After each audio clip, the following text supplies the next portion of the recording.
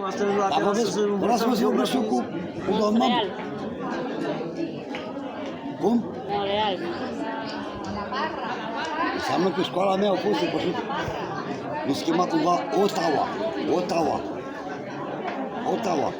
Nu se cheamă așa capitala la Canada? Nu? Nu. Înseamnă că școala mea a Nu fost știu dacă școala mea sau școala ta un pic depășită. Eu dacă dau pe internet, eu spun că școalele mele n-au cum să mă păieze, da? Dar bine, asta care e Montreal? Montreal mai era și în Australia. Este un oraș. Și nu Sydney. Se cheamă Canberra, capitala lor. Și Australia are nici populația României, nici a Ungariei nu are. Are 10 milioane dacă locuite. Deci pe mine mă filmez, mă? Păi da. Păi dă-mă pe internet și hai să vezi că... Păi da, păi facem jumătate. Păi trebuie să-ți lași pe asta nevasta. Dacă o lași, e problema ta. De...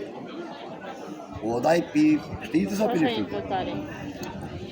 Omul, dacă vrei să scăpi de ea, o punem pe internet. Dar pe mine care mă știi, Ottawa este capitala Canadei. Melbourne nu e capitala. Alte capitale de președinte. Dar de ce nu candidezi tu de președinte la... Dar care era ca lumea. Avei. Restul le-ai dat numai goale. Și de ce nu candidezi tu de președinte? Păi dacă nu mă votează de mine, Păi că eu te păi votez. dacă am votat de ăștia care nu știu Păi da, te nimica, votez eu, mă. ăștia-s buni, care nu știi nimica, Păi da, că ea te votează. prostime adică, ai vrut să Da. spui. Mă scuzați, așa nu poți Plebia. candidezi. Nu poți candidezi tu, că așa o campanie nu poți să o fac. Poate tu ești mai bun. Președinte sau ca primar. Adică eu nici mai fiu mai bun. Mai bun înseamnă mai prost decât ei care m-au votat. Și le promit, ce le promit?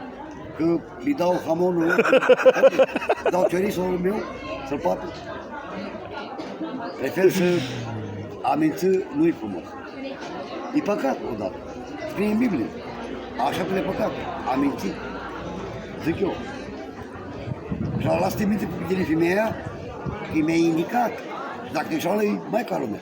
Că adică te scăpi tu mai multe păcate tu. Păi da, nu te pot. Și mergi și tu la un preot și spui, băi, eu l-am și la femeia, dar ea da. Cum? Păi da, a zis ea că da. Știa toate capitalele. Numai pe a mea nu. Care e capitala Ungariei? Bulgaria. Budapesta.